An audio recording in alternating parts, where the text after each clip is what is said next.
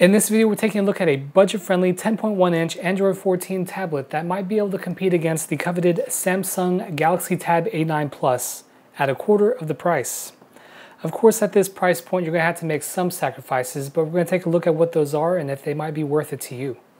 So before we get into the budget-friendly tablet, I'll just say that the Samsung Galaxy Tab A9 Plus is a great tablet that often goes on sale for less than $200. So if you're just looking for a great tablet, just get this one and move on with your life. Of course, in this economy, everyone's trying to save some money, so that's why we're going to take a look at this A2Z. Yes, you heard that right, A2Z.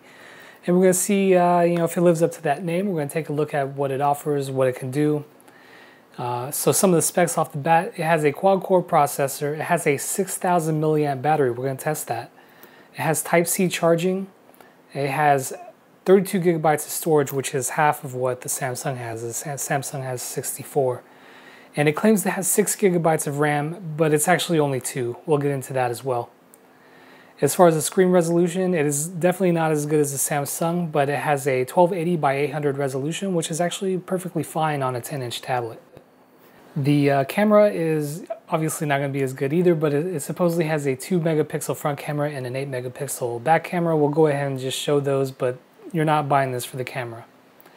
If you're looking at this tablet, it's probably because you're looking for a cheaper option that still does the basic things that you need it to do. Alright, let's take a look at this tablet.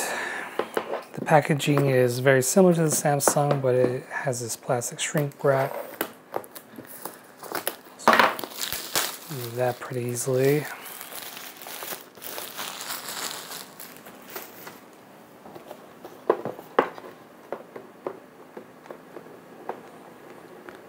Once the plastic is removed, this top cover just slides off. Inside we get a USB-C cable.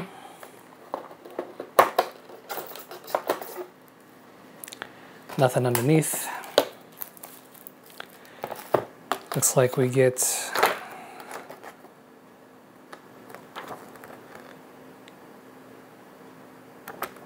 basic instructions on how to reset the tablet.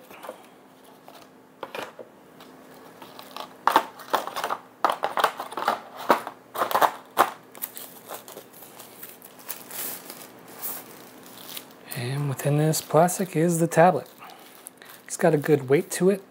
Of course, it's just going to be made out of plastic. Some of the nicer tablets are made out of aluminum now.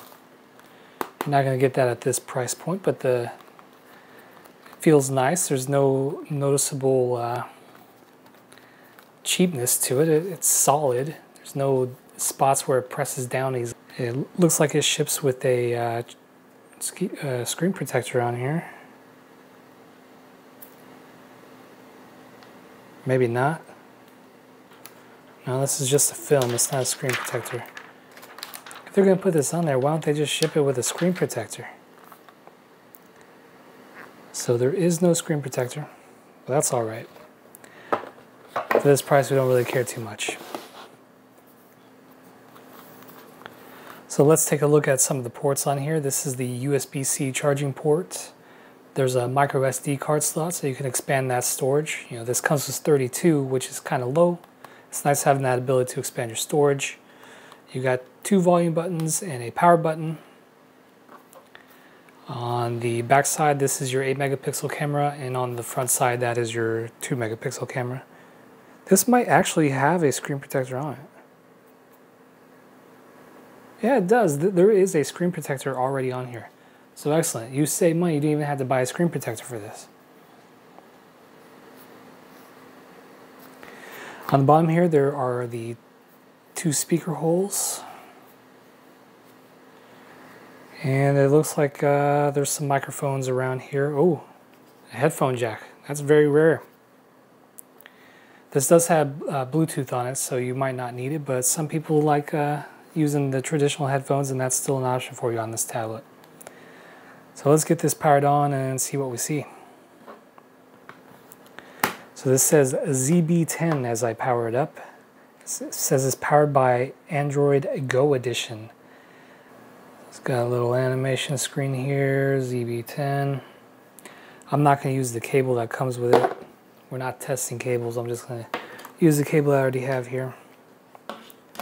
As this thing is booting up, I'll make sure that we have power to it. Alright, so the initial setup here, I'm going to choose English, United States, start. Start. It's asking to connect to Wi-Fi.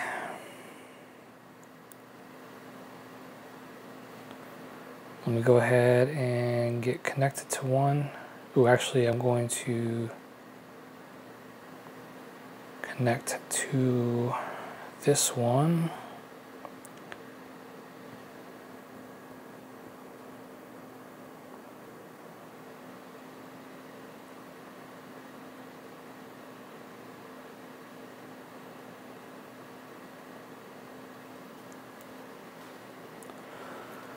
It says getting your tablet ready. This may take a few minutes. I've connected to the Wi-Fi, so at this point, Android's usually going to do some updates in the background to get everything ready for you. While we're waiting for this to do its thing as it connects to Google and all that, let's talk about the RAM. They claim to have 6 gigabytes of RAM. That's a lie. If you look at the description, it says 2 + 4 expand. Now what does that mean? It means you have 2 gigabytes of RAM. And 4 gigabytes are kind of like a virtual RAM that they're actually pulling from your main memory. So instead of 32 gigabytes of storage, you now have 4 less because it's being used as a, the technical term is a swap file, but for you it's a virtual RAM. And it's much slower than using the actual RAM. So really it's a lie. All right, it's asking me if I want to copy anything. I don't want to copy. I don't even want to log in at this point. I just want to see the tablet. But we do need to agree to some of these things to use Google at all, so we hit accept. We'll set a PIN code for security.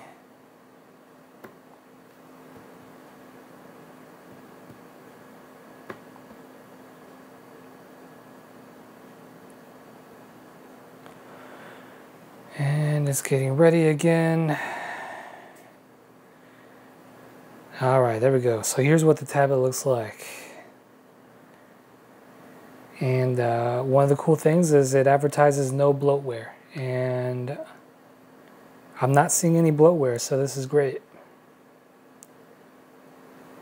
Alright, so what you see now is the battery test. The tablet has been charged to 100%. And we're going to run a YouTube playlist of videos and just see how long the battery lasts before the tablet shuts down. And while that's going on, we'll talk about the rest of the tablet because I'm going to try to wrap up this video here because ultimately I'm returning this tablet. This tablet's not going to be any good for me, although it is very close to being a great tablet. So this is Chrome here. You can see that scrolling is very smooth. There's some embedded videos on this page. There's a link here to open up a YouTube video. I tap on that. The YouTube application opens up. We can hit play on this video.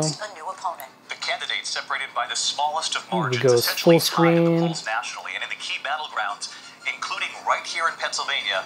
The audio is a little bit, has a lot of trouble in it, but for $45, this is very usable. You could use this to watch YouTube or Netflix for a few hours if you have Wi-Fi 6.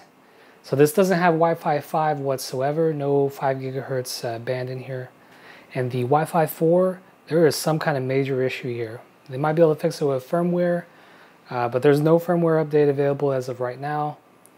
And it has some kind of weird latency issue to where some applications don't work at all because the data is not coming back fast enough. So if you have a newer router with Wi-Fi 6, you can use this tablet. So for some people, this would still be a good option for them. But there's one more thing that will make it to where this tablet is only good for casual users. It only supports traditional 5-volt 2-amp charging. So you'll see at the end of this battery test that this lasts for about 5.5 hours, but you're also going to spend a few hours charging this tablet up afterwards. So for a casual user that just uses this to watch some videos, watch some Netflix for a few hours, and then charge it up overnight, that's fine. But for me, I wanted to use this tablet throughout the entire day, and without PD charging, this tablet won't charge fast enough to be usable throughout the entire day. In fact, oddly enough, if you rewind the video, I plugged in this cable and didn't even notice it wasn't charging. But if I plug in that same cable into this backup battery, the tablet will start charging the battery. Yeah, so some weird stuff here. They didn't do anything for PD charging, and that's the standard now. Anything that uses fast charging is using power delivery. So without support for that, this tablet just isn't going to work for me, so I'm going to be returning it. But the good news is I already have a new tablet to try out, so keep your eyes out for another video coming soon. I picked up a TechLast P30. It's a bit more money. You know, this one was $45 and this one is $100, but there was a $25 coupon, so $75. But hopefully it'll address these two main issues that I had with this tablet. And on the plus side, this one also has an aluminum case instead of plastic, so I'm looking forward to unboxing this one next. But for now, you can see as far as this battery test here, it's 5 hours and 35 minutes before the tablet shut down, which is amazing. I don't know that it's exactly a 6,000 milliamp hour battery, but it came pretty close to what I expected for the battery size. So if you're a casual user, this tablet might still be for you, but it is not for me. So if you have any questions, feel free to leave them down in the comments below. And if you made it this far, please like and subscribe. So for now, thank you for watching.